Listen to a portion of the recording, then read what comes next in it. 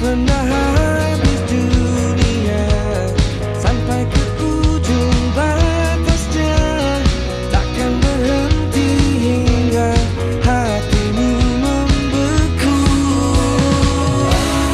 Kembali berputar arah, pulang padaku.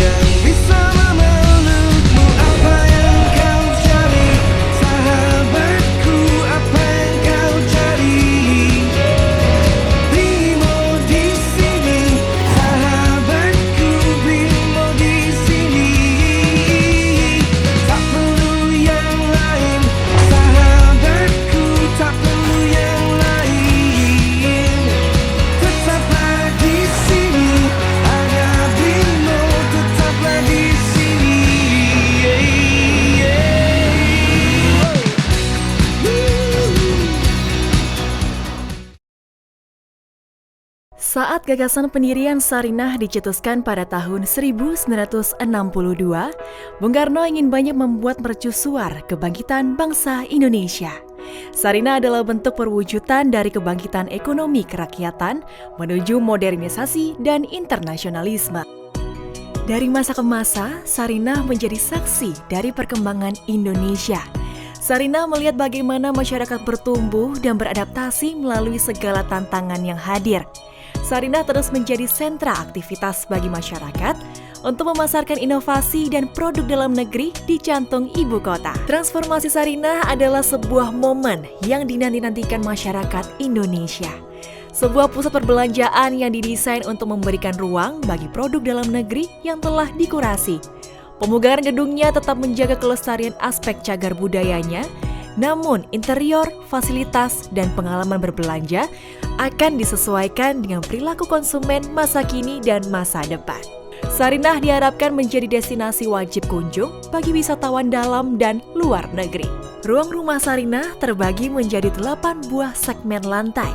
Masing-masing ruang tersebut kami beri nama antara lain Pasar Nusantara, Pusaka, Untayan, Kreasi, Hayat, House of Sarinah, Cakrawala, dan Tanah Nusa. Melalui konsep community mall, Sarinah memberikan ruang publik yang memiliki elemen historical, urban linkages, urban forest, serta urban living. Kami ingin mengajak Anda untuk menjadi bagian dari semangat baru Sarinah. Semangat yang diwariskan oleh para pendiri bangsa untuk bisa menjadikan Indonesia menjadi salah satu sentral ekonomi dunia. Bersama, mari kita tunjukkan kekayaan karya Nusantara kepada dunia. Sarinah, Panggung Karya Indonesia.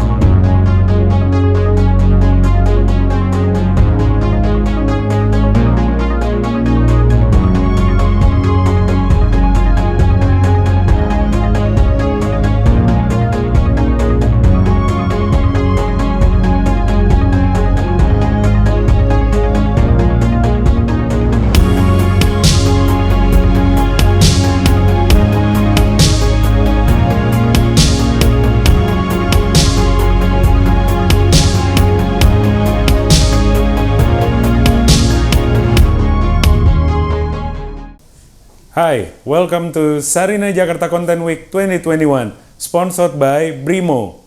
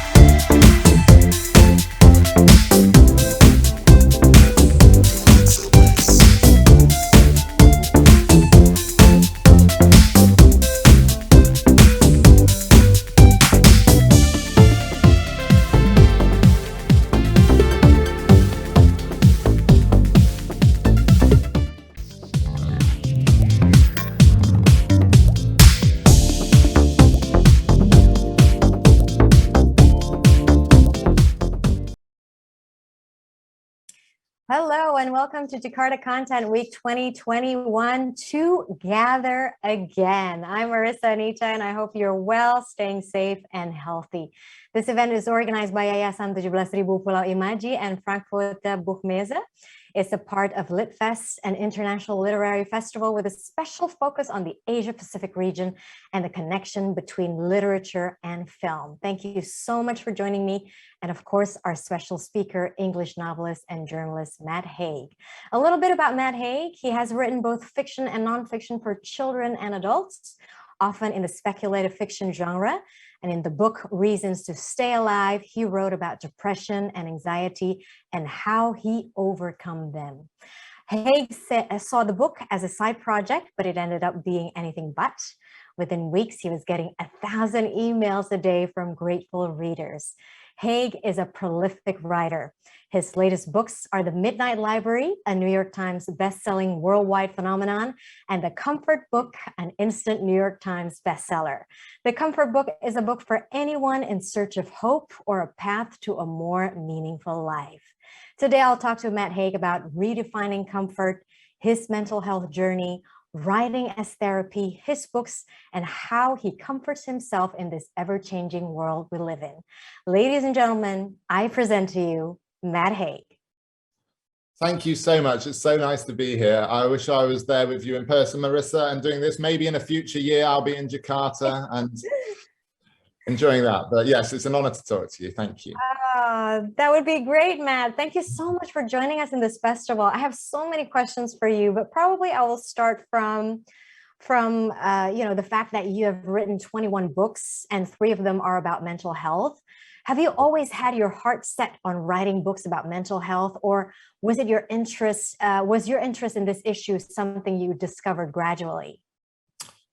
Well, I mean, ever since I've written books, I've had experience of mental health issues because I was quite a young adult. I was 24 years old when I got seriously ill.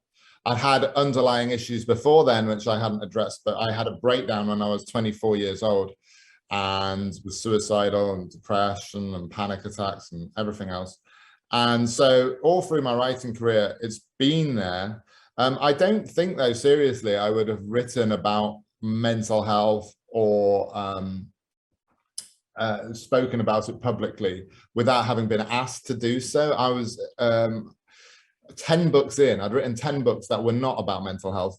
And then I had a friend, Kathy, who had known depression herself, knew I had experience, and she suggested I should write it because I'd written it, I'd mentioned it in a blog.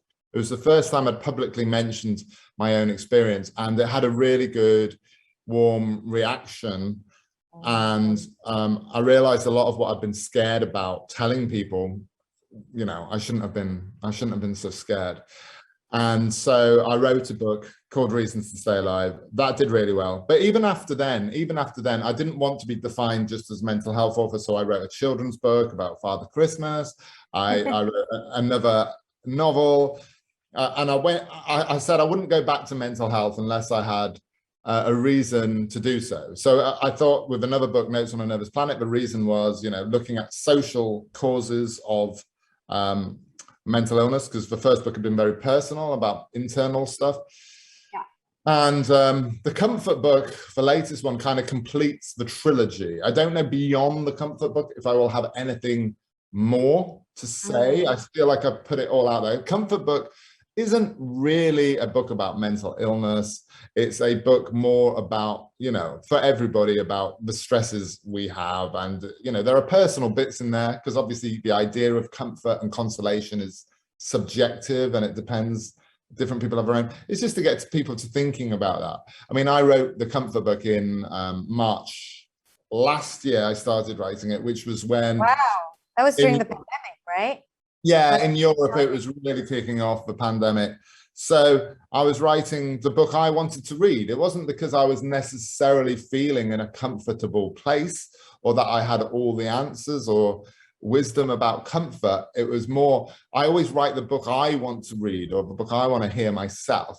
So often I'm giving the words I need to be told. You know what I mean? It's not like I'm sitting on the top of the mountain with all the answers. I'm sort of wanting to hear, you know, I'm finding deep down something that I want to hear. So it's often a case that I'm almost in the opposite place of the thing I'm writing, because I'm sort of writing what I want to be told, if that makes sense. Yes, that makes sense. So before we delve into the cover book even deeper, I would like to still go back to the Reasons to Stay Alive. You wrote this book 13 years after your depression. You first had that, you first experienced depression. The lowest point in your life was when you were 24, and you wrote this book 13 years after. I imagine you had to recall traumatic events or experiences during that depressive period of your life to write this book. And I also imagine that it was not an easy process to somewhat relive some of those memories. So could you please tell us what was the experience of writing this book like? Actually, surprisingly, it wasn't as difficult as you might imagine, because the thing is, like, well, I suppose when you go through any traumatic experience in your life, to some extent, it stays with you. It's always with you. So often when you talk about it or write about it, it's not necessarily a case that you're going back there. It's sometimes a case that you're kind of releasing it. And because I'd been silent for so long, I mean, it was over 10 years of not really telling people beyond my parents, my partner, about what I've been feeling. It was kind of a cathartic release to let it out into the world. And it was one of those books, I know writers all the time talk about books writing themselves, but this book really did it, because it was sort of built up. It was like a dam being broken, and it just all came out. And it's not a long book. It's like 30,000 words.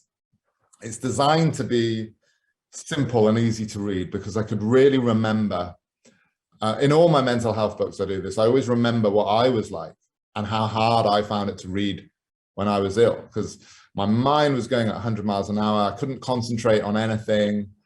It was very, very hard to get things in. So, you know, visually it has a lot of white space, very short chapters, which are quite easy and enjoyable to write. And so I wouldn't say publishing Reasons to Stay Alive was an entirely comfortable experience, because it put me into a new role, which I wasn't entirely equipped for. The writing of it was okay. What I found harder was the, you know, suddenly be seen as mental health guru or something, which I'm definitely, I don't see myself as that. I don't even feel like, it's always called a self-help book. I don't think, for me, a rigid definition of a self-help book is, like I say, someone who's got the answers, someone who's offering a template on how to have a better life or something. I don't think Reasons to Stay Alive is that. I think Reasons to Stay Alive is more like a letter from an older version of me telling a younger version of me about perspective and time and all those things you need to hear, and about how much more you can survive than you think and stuff like that. So I think if it offers people anything, it's, you know, it helps quell that sometimes desperate loneliness that you feel like you're the only person who's felt this or something. So it's just a reminder to people in intense experiences. There are other people who've been in intense experiences who felt trapped in life, and somehow they got through that. And so I suppose that is what I'm doing with it. How long did it take for you to write that book? Was it like a blurt, like a, what do you call that, a brain blurt, where you just... Yeah, parts of it were, yeah. Yeah, I mean, the problem was before I started writing it, because I was trying to work out what kind of book it is. Is it a self-help book? I didn't think so. Is it a memoir? Is it a philosophical book? Is it pop philosophy? I didn't really know. But you have to reach a point when you're writing a book to kind of forget all that stuff. You know, you have to, because you can get so bogged down in like where things fit in the market, or what type of reader is this for. And often, if you want to do something new, and really you should, you know, with books, you know, we are in a world that's flooded with books, and that's a great thing. But it also means, as a writer, there's a kind of obligation to offer at least something a little bit new, because it's kind of a self-indulgent thing to write a book. And if you're putting it out there, you have to think, you know, what is fresh about this? What is new about this? And with Reasons to Stay Alive, I think what helped make it a little bit fresh wasn't the subject matter necessarily. It was the fact that I didn't want to write an academic book. I knew that. I just wanted to communicate something very simply as I could do it, about an experience I went through and which I would have liked to read when I was going through that experience. So that was my only criteria. So I forgot what genre of book it is. I knew it was nonfiction, but beyond that, I didn't. And I just sort of like spoke to that person who I knew because it was a younger version of myself. And I realized that if you do that effectively, then hopefully there will be other people either in a similar situation or wanting to understand someone going through that. Because that's the interesting thing, actually. The interesting thing is more readers of Reasons to Stay Alive are people who haven't been suicidal. They've been people who've either lost somebody or they've wanted to understand a partner or a child or a parent who's been going through that. And so that was something I didn't predict. And that's been a really nice thing about who read it. The people who it's helped by offering a window onto a state of mind for someone who because they were so ill, couldn't articulate it at the time or whatever. So that's been good. But yeah, with that, you kind of have to forget the rules of a book and just sort of communicate a truth and in your own way.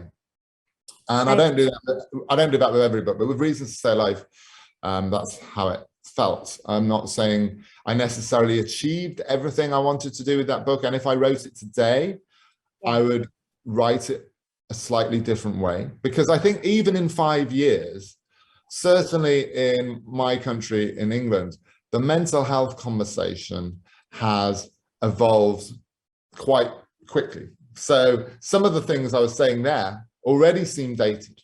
For instance, I talk about, I'll give you one for instance, I say committed suicide, which is the old way of saying it. And people still, people still in English talk about that. But I feel like the more responsible way now is to sort of say died by suicide, because it places it less on, it makes it more understood as a final symptom of something rather than as a personal or moral failing. So there's all kinds of things. And I talk about myself all the time in that book as a depressive, and I wouldn't do that now. I mean, some people do, and that's fine. But for me, I think it's more healthy for my own mind to talk about myself as someone who was experiencing depression, who had the experience of depression, but I myself wasn't a depressive. So there's a subtle difference and all kinds of things. But to be honest, when I wrote it, I was writing the truth I was feeling at that point, and that's all a book can ever be. It can be that point in time,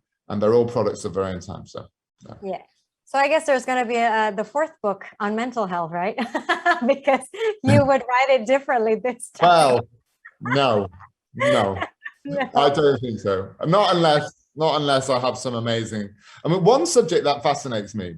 I'm not like a major addict, but I've had in the past little addictive tendencies. So I'm fascinated by the subject of addiction. So if I found something new to say about that subject, especially in the internet age, where the internet exacerbates almost any addiction you can have. Yeah, I mean, there was a documentary on the BBC in England recently about gambling, and about how this guy who was a serious gambling addict, and he spent all his money, and his hands shook every morning. He was like having a battle with his phone because he didn't want, because it's made it so much easier. He doesn't have to go into a betting shop. He can just.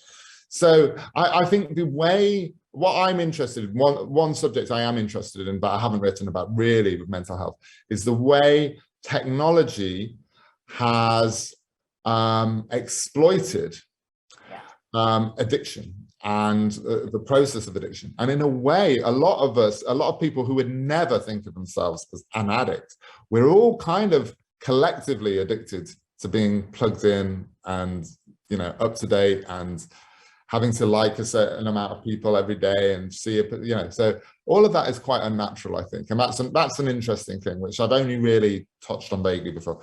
But beyond that, I feel like in my own personal journey, I'm kind of sick of writing about myself. So, and you know, I see myself more, I see myself still as a novelist, a fiction writer who occasionally writes about their own experience. But, you know, my comfort space is imagination and making up things. So that's where I'm happiest as a writer.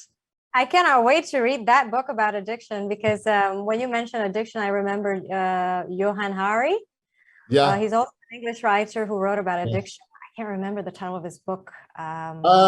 Something screaming. Oh, what was it? Yeah, Chasing the Scream. Chasing the Scream. Yes, exactly. So yeah, definitely we need to talk about addiction to the digital technologies. I honestly have tried to do it myself by basically just signing off, putting my phone away from me during the weekend so I can feel more alive, you know.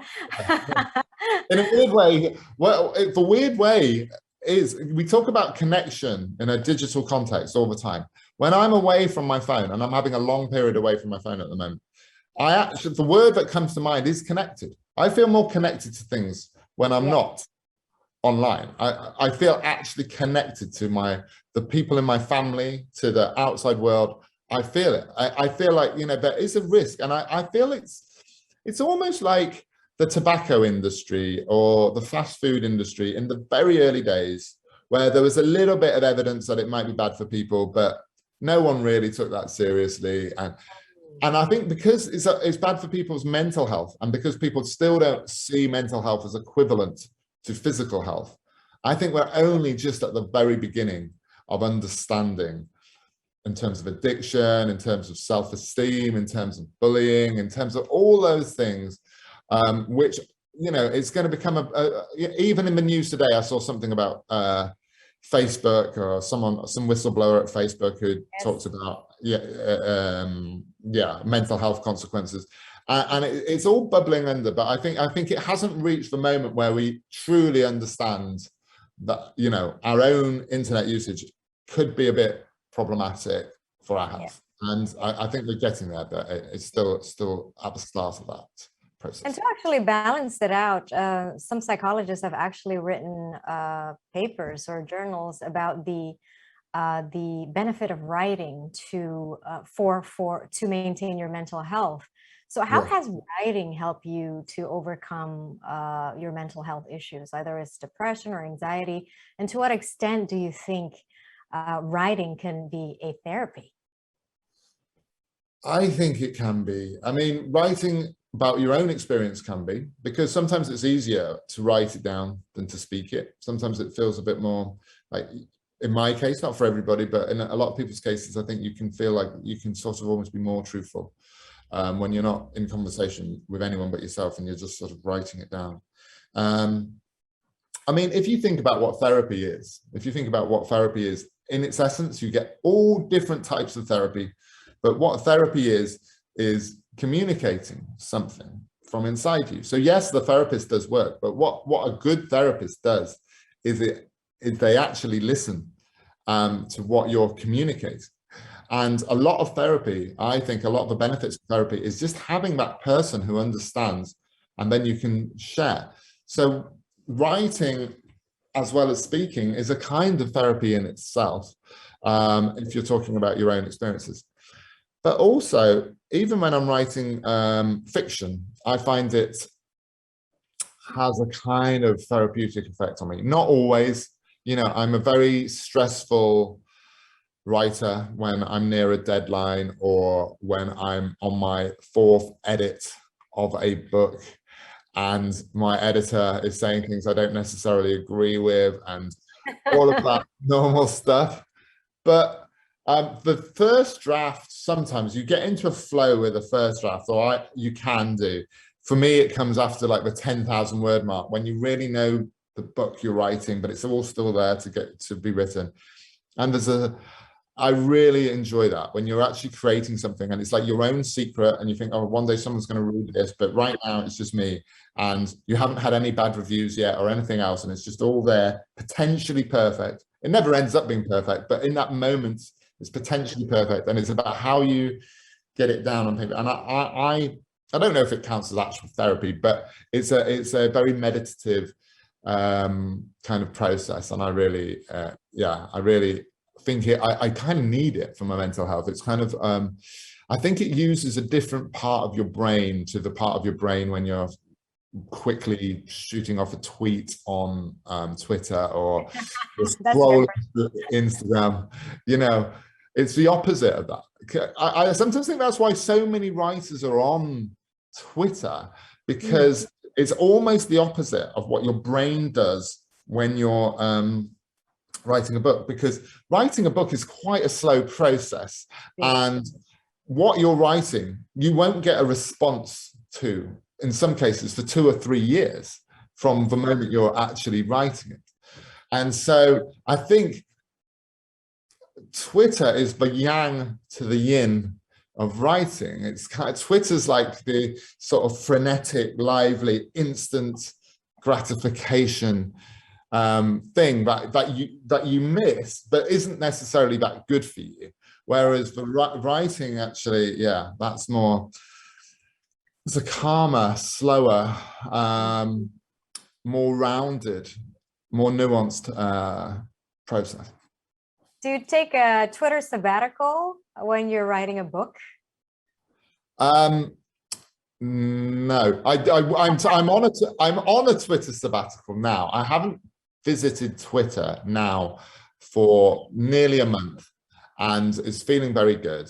And I'm even on Instagram, I'm posting, but sometimes now I just write it down and get my wife to post my post, because sometimes even looking at Instagram, because I only do that because I've been too much the opposite. You know, I went through a phase 2 years ago of like having to like, you know, feeling like I had to like everyone's post, having to get back to every message. It's a waste of time, Matt. It's a waste of time, exactly. So yeah, I instantly, it takes about a day, and then my brain starts to feel very different. And so it's obviously doing something. I think the warning point for me was when I looked at my phone and I realized, you know, when you can see how long you spend on different websites. Yeah, so screen time of like, I think I reached 10 hours or something one day, and it's like, oh, I don't want to do that. I don't want to spend half my life on these websites. Yeah, good for you. When you write a book, right, and especially a personal memoir, because all the mental health books is basically based on your experience and what you feel and how you overcome all these mental health issues. So what do writers need to pay attention to when writing a personal memoir? How personal or honest should you get when you're writing a memoir? And is there anything that is off limits? I think it depends on who you are and what you feel about things. I mean, I can never remember who said it. There's a quote that to write a good memoir, you need to betray someone. And I really, you know, it's an interesting quote, but with reasons to stay alive, I didn't want to betray anyone. So I suppose you have to betray yourself a little bit. You have to kind of, I think what makes a good memoir is if you feel, if when you're reading it, you're being told a secret, like you're being told something that's not too safe, that doesn't feel like a press release, that feels like it's got some real reality to it, or it's got a little edge to it, I think. And then, you know, you can feel that truth coming off. So I don't think memoir writing is for everybody at all. And I don't even think I'm a natural memoir writer, because when I was writing Reasons to Stay Alive, I was lucky in that because the format was so different. If I felt like I was getting too close to, say, talking about my parents or something, I could then just do a chapter that was not about my life at all. That was just about mental health statistics or depression and men or suicide and whatever. So it was a kind of safe memoir. I could give little bits, and that's what I do. I give little bits. I'm not giving the whole picture. I'm just making sure everything I do say is true, but there are things that you don't say as well. And I think with all writing, it's about what you don't say as much as what you do say. So I'd say Reasons to Stay Alive is a partial memoir in that sense.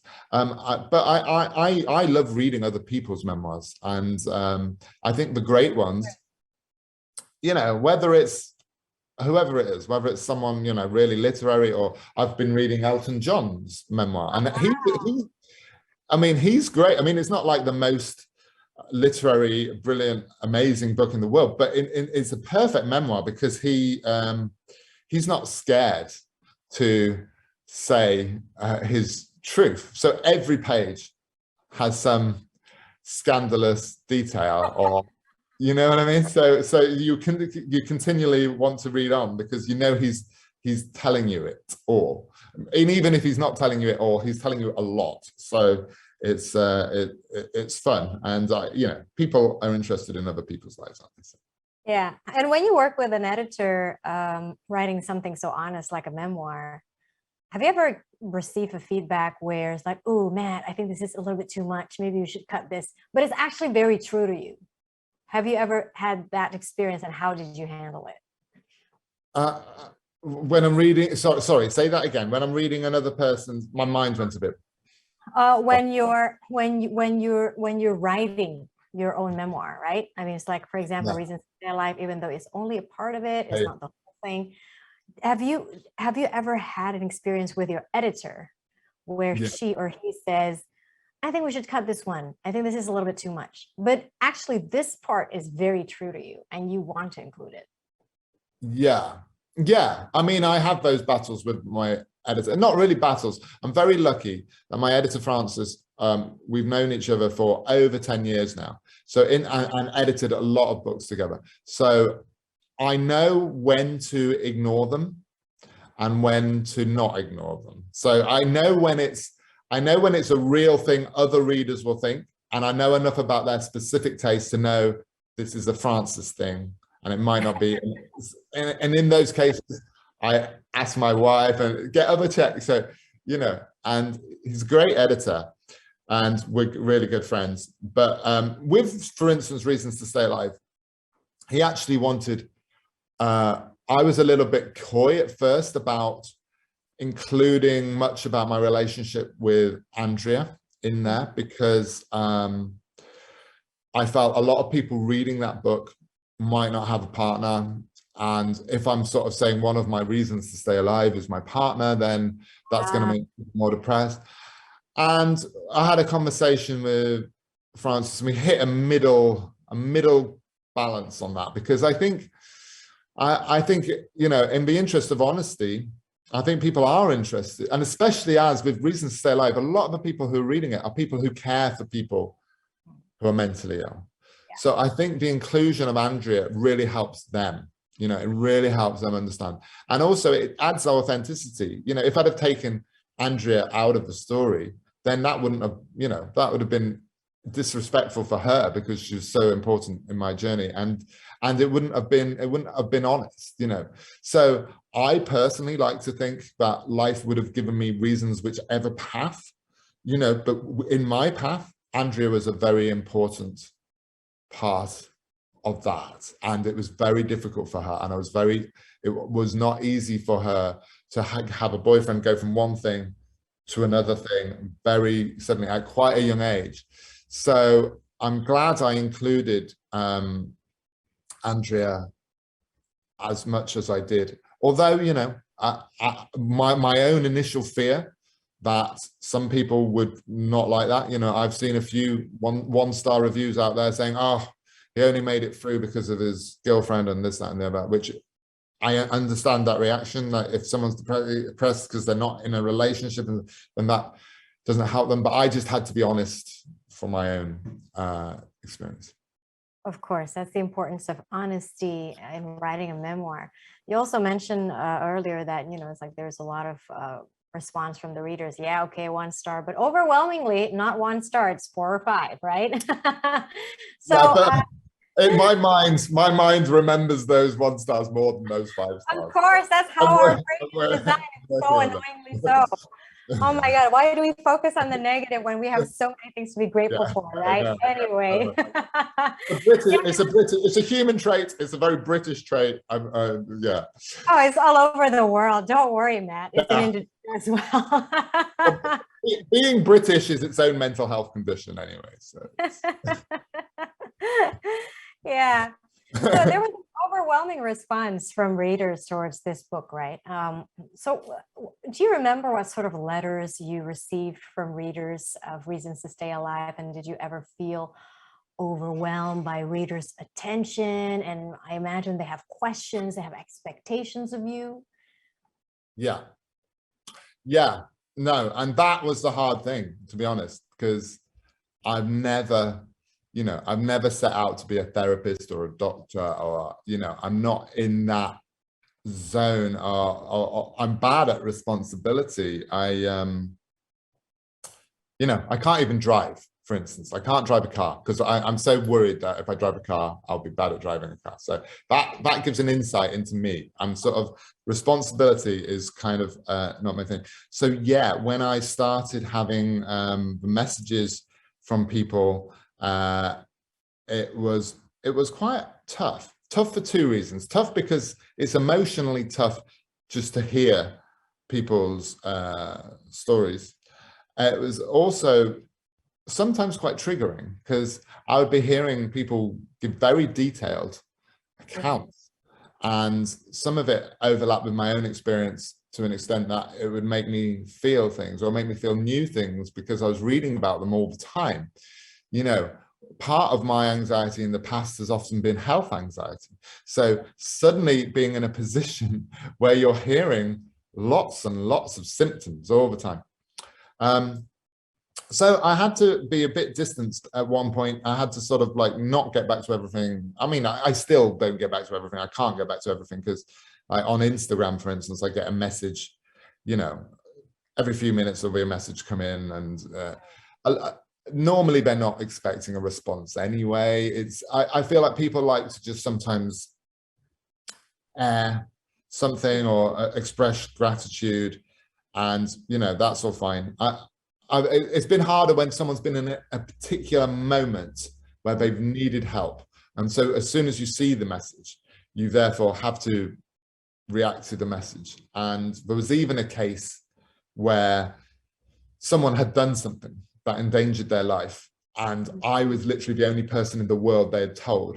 So I had to then make moral decisions about trying to find this person's whereabouts and all of that. And that was the point at which I thought, okay, I mean, the person ended up okay, they got medical help, all of that. But yeah, that was the point. I thought, all right, I've got to really take a stand back. I'm just a writer. I'm not a medical professional in that sense. So that was the point at which I thought, this was about 2 years ago, where I thought, okay, that's too much, but I enjoyed the sort of community aspect of it, because I think subconsciously, one reason I started writing about mental health was to make myself feel less alone in my experience, because you can feel such a weirdo, such a sort of strange alien, when you go through something that no one else can see, but you're feeling it, and you've got all these feelings of guilt and fear and all this stuff.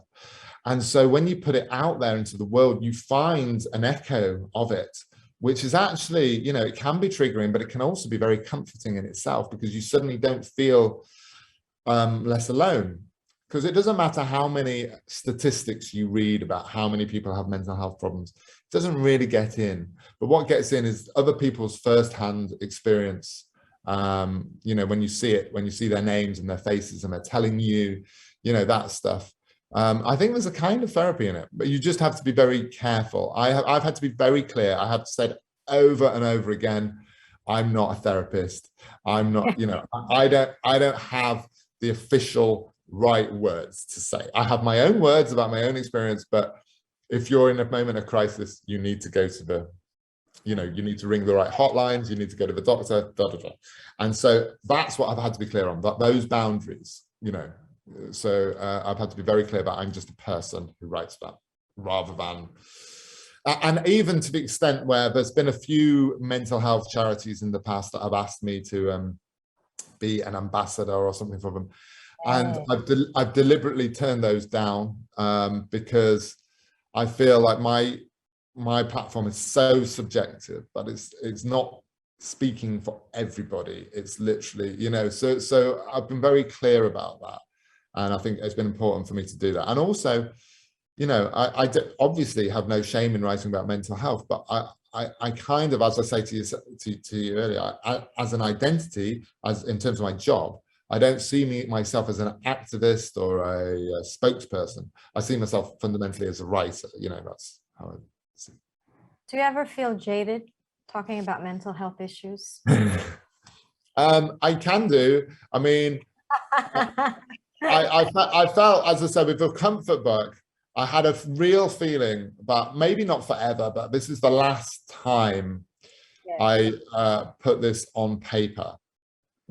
Because, I mean, in one sense, mental health is kind of everything, you know. I mean, mental health is how we view the world, you know, the health of our own mind is everything. So in one sense, it's an inexhaustible subject, you know, it's minds, and we're always using our minds. And so in the broadest sense, mental health is kind of everything, and it intersects with everything. Whatever issue you're interested in, social injustice, environmentalism, whatever it is, it intersects with mental health in some way. So in one way, there's always something new to say about it. But in another way, me as a person, it's not that I get jaded with mental health. I just get bored of talking about myself. And it's not a healthy thing in itself to continually talk about yourself. And as a writer, you know, writers tend to be quite self-absorbed anyway. So putting yourself front and center can take it to another level of that. So you know, there was a risk a year ago, possibly because I was having so much time on the internet, possibly because I was talking about myself so much. Well, I was getting a bit wrapped up in myself, and you know, and it's not, you're getting too obsessed, you know, about how your books are doing and stuff, and that stuff never makes you happy. You know, pursuing fame or pursuing, you know, it. You know, I know everyone says it, but we all get kind of caught up in it, and status and things like that. And I've really had to sort of take a total step back from that and realize that stuff isn't real. And, you know, not see myself as some sort of wise mental health guru, but just a person who's got something to say, but it's not the answer to everything. And it's, you know, it's just my own experience. Yeah. So speaking of reasons to stay alive, there are two other books that you've written around this issue, Notes on a Nervous Planet and also The Comfort Book. Tell us how are these books connected or related to each other? Notes on a Nervous Planet, that's kind of like the darker one. That's looking at sort of negative aspects of society, like the internet, like politics and divisions, and how these things affect our mental health. The Comfort Book's almost an opposite. It's because the Notes on a Nervous Planet felt quite negative. With the Comfort Book, I wrote it to be kind of the opposite of that. The Comfort Book's probably the simplest book I've ever written in any genre. You know, it's very quick to read. It's got no structure in the sense that it doesn't have a beginning, middle, and end in a normal way. You can pick it up at page 50 or page 105 and get the same thing out of it. You don't necessarily need to read the page before. It was kind of came out from internet brain, you know, internet brain, where you've got no attention. So I wanted to see if I could write things about that condition, but sort of mirroring it so it gets people's concentration. And a lot of it started on the internet. I'd test things out. I'd test things out on Instagram and see how it reacts. So it's, how many likes? Yeah.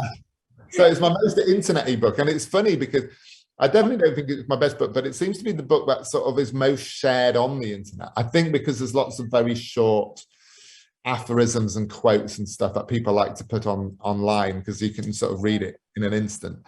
But a lot of its message is sort of contradictory to that. It's sort of about acceptance, about not comparing yourself to other people. So I think it's a good message to be out there on the internet, but it's kind of a product of the internet as well. So it's a kind of strange hybrid.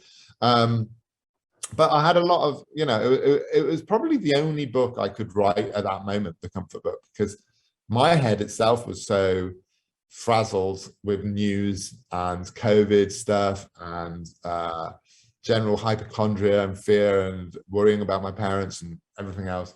So the comfort book was kind of a book that was relatively easy because I didn't have to do this sort of architectural thing of structuring a book. I didn't have to write lengthy essays. It was just very thoughts and feelings and quotes from other people. So there's actually a lot of research in it because there's a lot of life studies of other people and other survivors, which was fun to do, because when you're in a stressed out place yourself, it's quite comforting to see people who've been stranded in the jungle and got out, or lost at sea and made it and stuff like that. So it was a fun book to research. I also see some signs of stoicism in the comfort. Yeah. Is that correct? Yeah. Yeah. Again, I'm not a natural stoic. I'm like, You're not? Wow. I'm trying to. I think I think I'm dealing with the pandemic quite well because of it. Okay.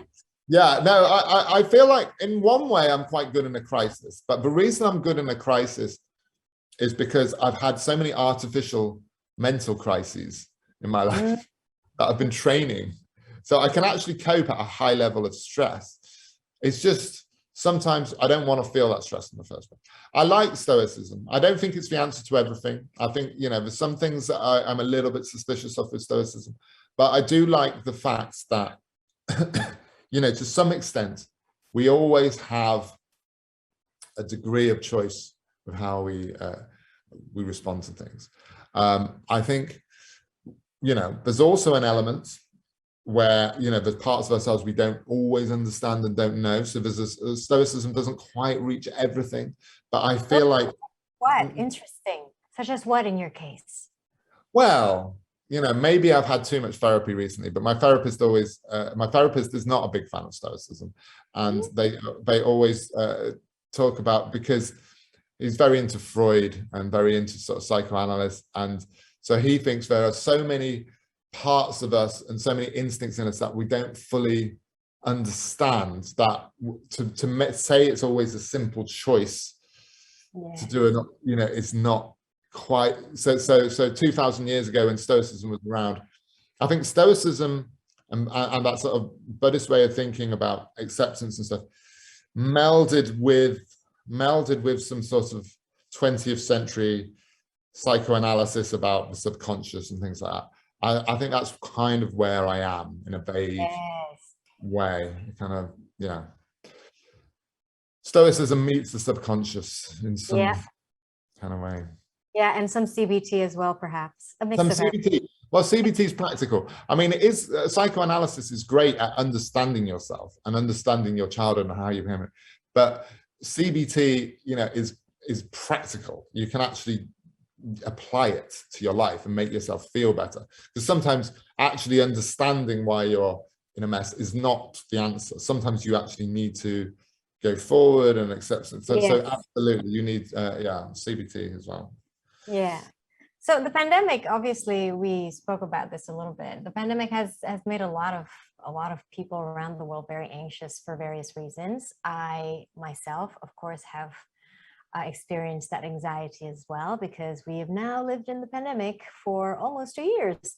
How has the pandemic affected you mentally or physically? At the start, I was thinking it was okay. I mean, not at the very start. That March was quite tricky, but then I got into routine. I kind of liked aspects of it. I liked the fact that I wasn't having to go on trains to London, because I don't live in London, and sort of commute and meet people all the time. And I liked the fact that it stripped a lot away.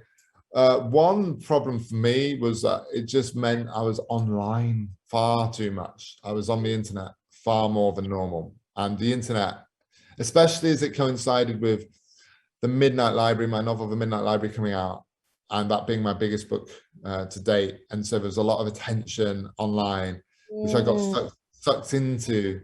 And so that stuff, was probably more than worried about COVID itself, but just that the internet world was something that I wasn't really mindful of. And so that was the hard bit for me. But I've liked spending more time with my family, and I've liked the other side of it. But and also, you know, living in Britain, there's been a lot of frustrations about how the pandemic has been handled, which has been another factor for people. And it's been frustrating. I mean, I'm someone who normally, in a normal year, would travel quite a lot, would go to other countries quite a lot. So it has felt, I mean, I was doing it too much. In 2019, I think I made 14 foreign trips. And then in the last 2 years, I've made 0 foreign trips. I know, mainly they were work related, but a few holidays in there as well. And so obviously in the last 2 years, I haven't been doing that. And that was kind of like a detox. That was kind of like hard, because I like England for about 1 month a year. And then we have summer. It's not so bad, no? No, but for those 2 weeks of summer, it's good. 2 weeks. Yeah, the other 11 and a half months are a bit. Well, I kind of miss it actually, because the last time I went to the UK was July 2019 to attend my niece's wedding there. But so I can tolerate, I guess, the gloomy days of the UK, because I kind of miss it. Yeah. Yeah, well, you get enough of the other stuff. You get enough of the sunshine. Exactly. Oh my God, we have sun here, all right. So yeah, when we talk about anxiety, of course, the other side of the coin is to talk about how to comfort yourself whenever you experience that, right? So there's your favorite quote from Heraclitus: "No man ever steps in the same river twice, for it's not the same river and he's not the same man." This speaks very deeply about the changing forms of comfort. Could you explain why you like this quote, and how do you seek comfort in the midst of life's uncertainties? Yeah, I think you have to get a point to a point. What I love about that quote is it's about change externally and internally. It's like, it's never the same river, because that river is flowing, life is flowing, the external world is flowing, and it's never the same person, because we're also the river, we're also flowing, and we're also changing. And you know, the science to back up Heraclitus now. I mean, there's neuroplasticity, which, you know, is a real thing. You know, our brains do change. We've experienced it. They structurally change. So in one sense, we're literally not the same person we used to be. We're continually evolving. And where there's change, there's possibility. So I think it's about reframing uncertainty, because uncertainty, I mean, we've heard it a lot during the pandemic about uncertainty, and financial uncertainty, and health uncertainty. But there's a positive side of uncertainty. I mean, uncertainty is the basis for hope. Hope is not certain by definition. Hope is about possibility.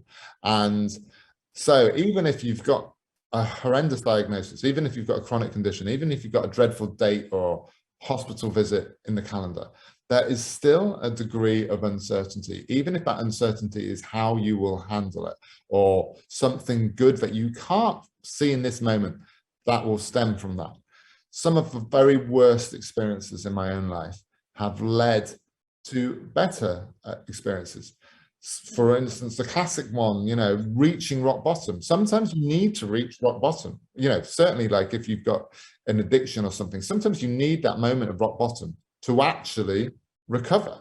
And without actually hitting that negative point, sometimes you wouldn't reach the positive point afterwards.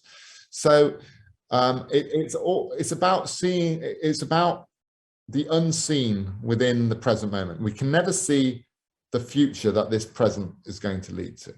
And that, for me, can be, you know, something that causes anxiety. But I think even stronger, it can be something that leads to hope, and it can lead to an acceptance of change.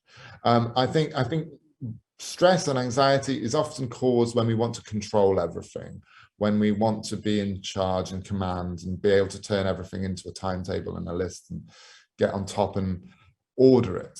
And when you start to accept and reframe the uncertainty and the chaos of life, and to see the beauty in that, and to sort of literally go with that flow, then I think a lot of that stuff eases away and drifts away. And I think the danger is, I often use metaphors about water and rivers and stuff with mental health, because I think simple visual metaphors for something invisible are quite useful. And I feel like with mental health problems happen when it builds behind a dam, when you're trying to shut something down that's negative or uncomfortable, and you want to suppress it. And you can only do that so much because the water builds behind the dam, and like what happened to me at the age of 24, it breaks. So I think acceptance is the ultimate key word, where you accept the difficulties, where you can sit with your own discomfort sometimes to actually get to a more comfortable place. So even though I wrote a book called The Comfort Book, the comfort I am talking about is not the comfort of denial or, you know, not accepting things or pretending the world is always going to be wonderful and perfect for you. It's the comfort of knowing even within the tough times, there is always possibility. There's always something that you can't see, and that something can just as likely be a positive thing as a negative thing. So there's always a future we can't quite see or predict.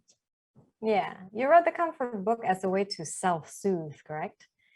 Yeah. So how has this book soothed you? And if you can remember which piece or which chapter, it's not really a chapter, it's in like different titles, yours, like which one do you always go to whenever you have, I don't know, discomfort or anxiety?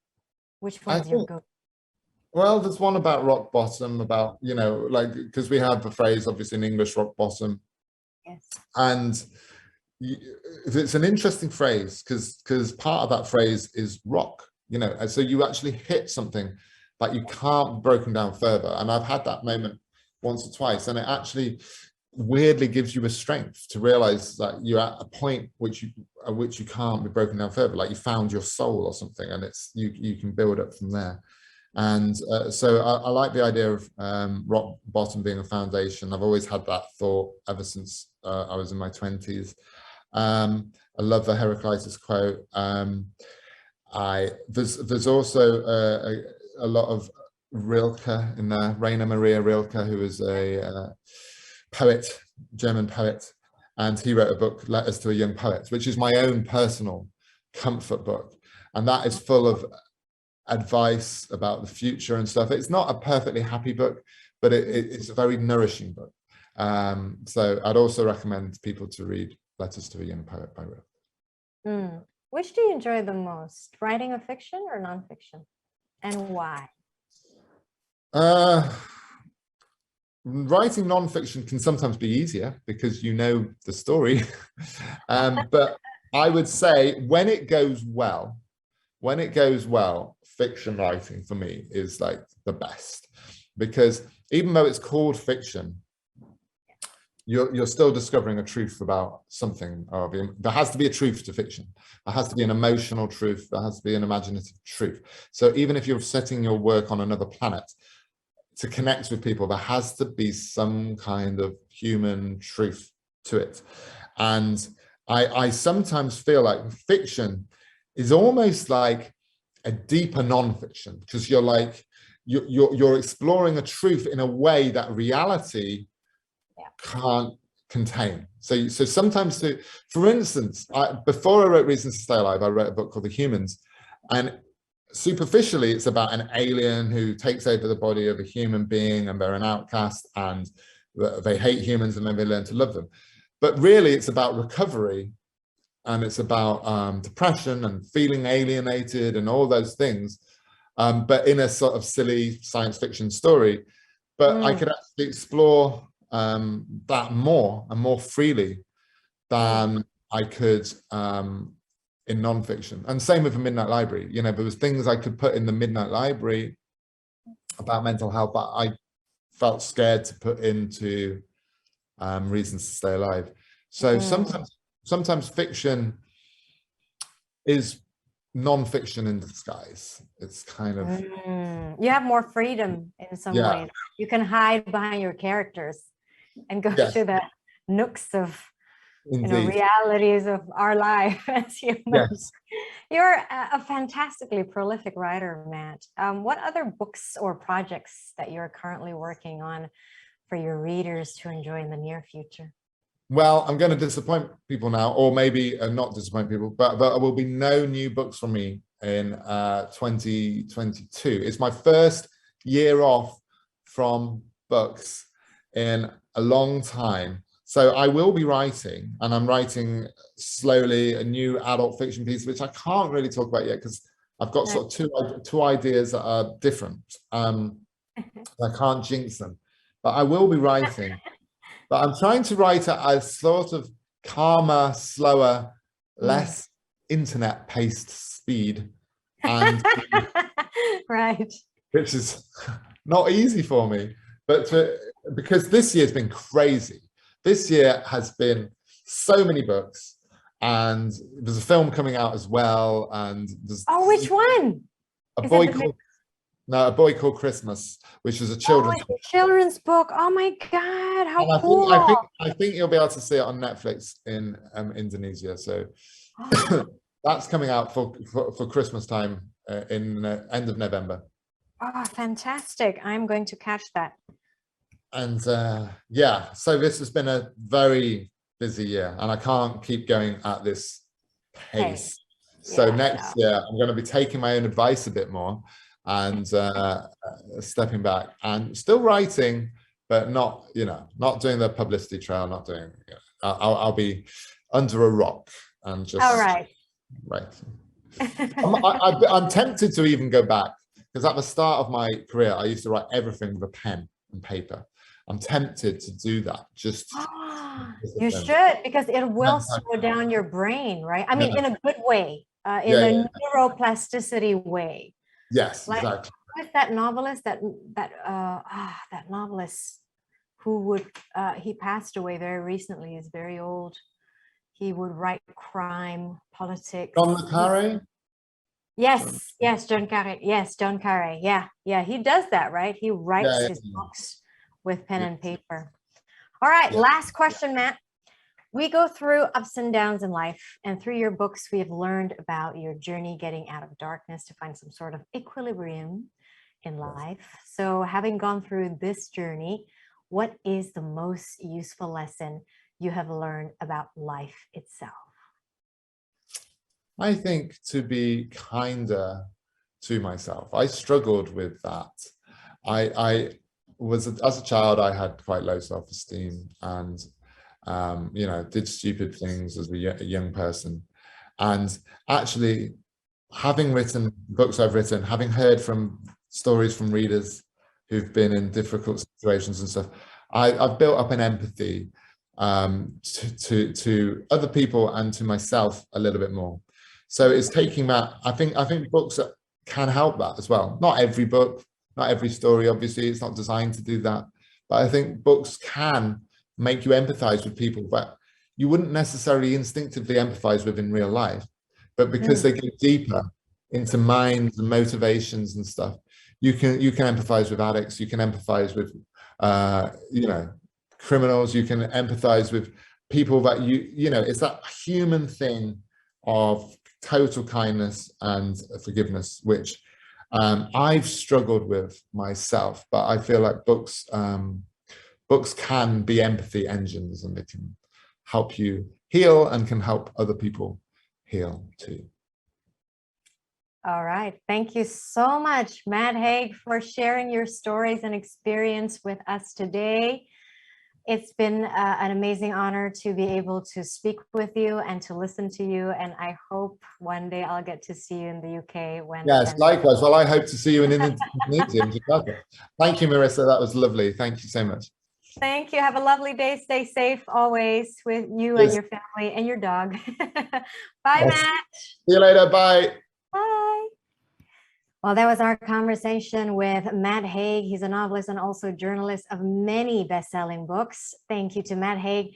Once again, and thank you to our audience members as well for tuning in. Matt Haig's books have been published in Bahasa Indonesia by publisher Gramedia Pustaka Utama, and they are Reasons to Stay Alive or Alasan untuk Tetap Hidup, The Midnight Library, Perpustakaan Tengah Malam, How to Stop Time, and also there's going to be 2 of Matt Haig's books which will be presented in Indonesian or Bahasa Indonesia, The Comfort Book and Notes on a Nervous Planet, which will be published in November 2021.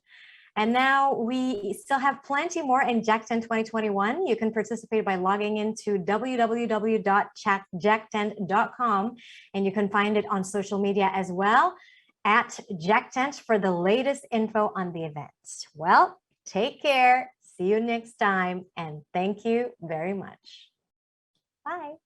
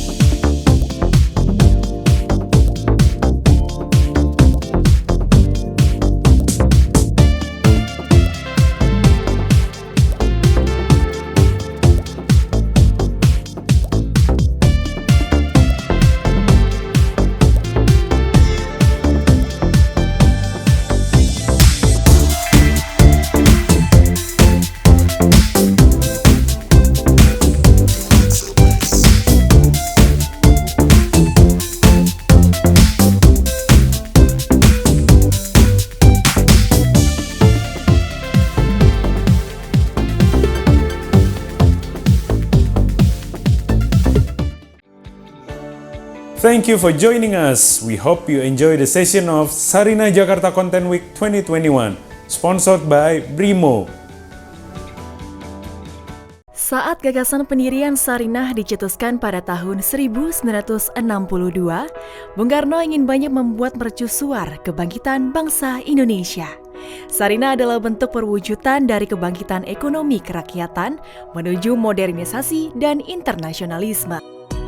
Dari masa ke masa, Sarinah menjadi saksi dari perkembangan Indonesia. Sarinah melihat bagaimana masyarakat bertumbuh dan beradaptasi melalui segala tantangan yang hadir.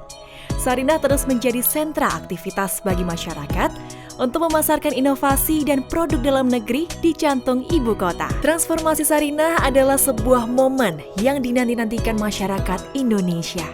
Sebuah pusat perbelanjaan yang didesain untuk memberikan ruang bagi produk dalam negeri yang telah dikurasi.